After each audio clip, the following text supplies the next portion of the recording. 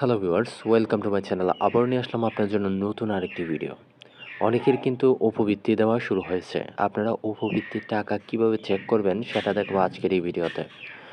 অনেকের উপবৃত্তির টাকা কিন্তু মেসেজ আসে না, না আসার কারণে কিন্তু তারা বুঝতে পারেন না যে উপবৃত্তির টাকা আসছে কি না।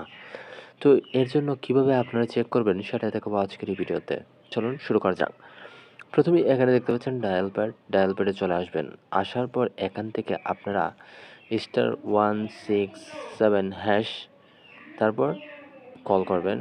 যে নাম্বারে আপনাদের নগদে অ্যাকাউন্ট খোলা রয়েছে সেই নাম্বারে কিন্তু কল করতে হবে। তো আমরা নগদের মাধ্যমে চেক করতেছি। কীভাবে উপবৃত্তি চেক করবেন সেটা দেখাচ্ছি।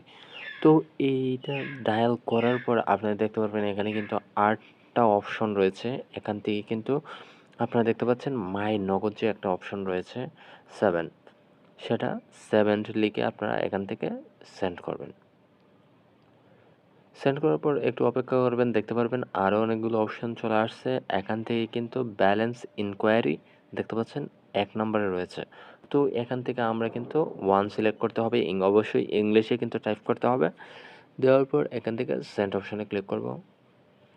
ক্লিক করার পর আপনার নগদে অ্যাকাউন্ট যে 4টা পিন রয়েছে সেই পিনটা কিন্তু এখানে দিতে হবে। আপনার সেই নগদের 4টা পিন দেওয়ার পর এখান থেকে সেন্ড করবেন।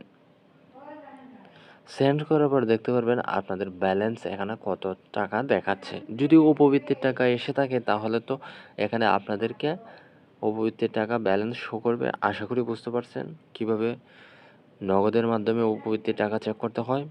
তো এই ছিল আজকের ভিডিও। কেউ যদি উপবৃত্তি পেয়ে থাকেন তাহলে জানাতে পারেন আমাদের কমেন্ট বক্সে। ধন্যবাদ সবাইকে।